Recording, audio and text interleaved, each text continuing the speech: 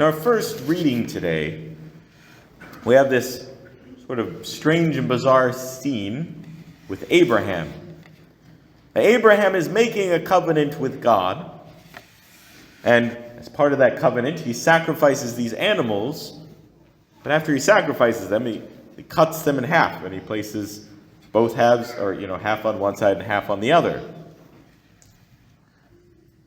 Part of the idea of this covenant is as God makes this promise to him and he to God, as they make this covenant together, the idea is that to show how serious one takes this covenant, that they are to walk between these sacrificed animals, split in half, cut in half. The idea being that if I don't hold up my end of the covenant, may such thing as happened to these animals happen upon me.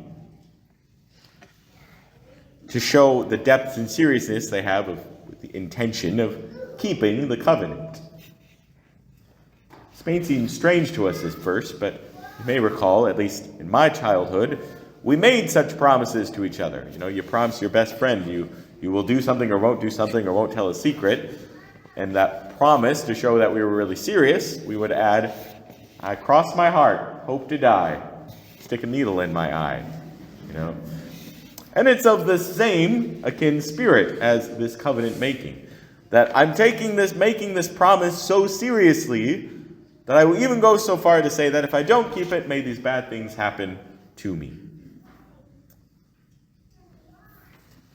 And then Abraham has this vision as he's looking upon these things, where he sees the presence of God, symbolized by this flaming torch and incense or a smoke pot, going through between, that sort of floats between these split animals.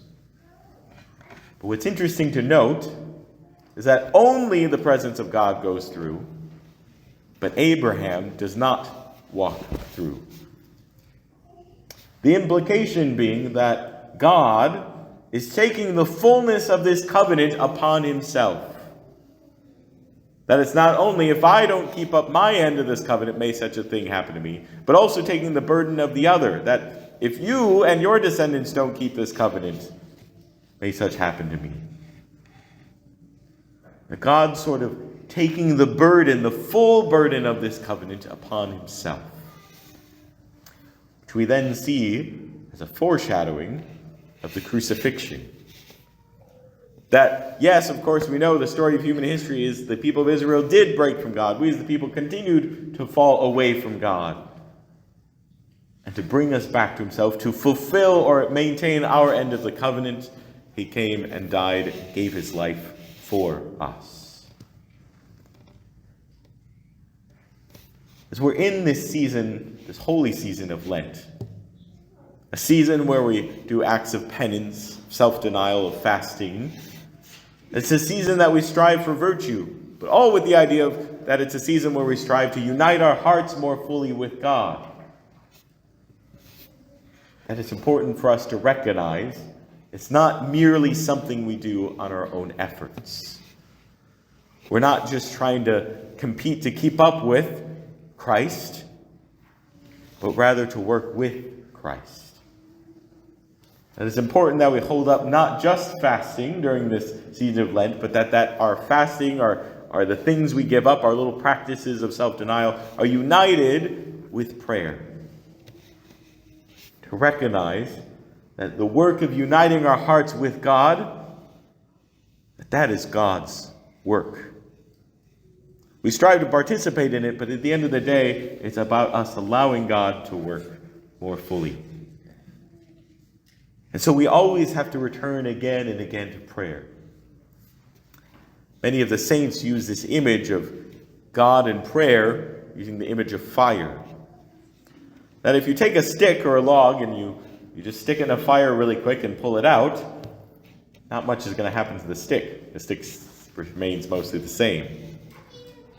But if I hold it in the fire, of course, then it begins to catch the fire. It absorbs the fire into itself, and you pull it out and it is burning with the fire. It has the flame in it, it's glowing. And then you can even bring that fire elsewhere. But if I leave the stick out of the fire too long, eventually it will again cool.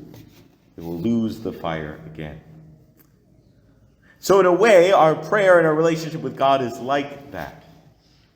That we have to return to prayer to sort of put ourselves back in the fire of God again and again. To allow his fire to fill our hearts. To set us aflame and afire with his love. But that we have to keep returning to the flame, to the fire. So we have to keep returning to prayer regularly in our life.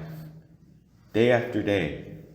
Week after week, to return to the source and summit of our faith, the holy sacrifice of the Mass, absorbing that fire into us, that we can live with his fire, to allow our hearts to be ever more fully united with him by his burning fire, and to bring the fire of his love to the world. Amen.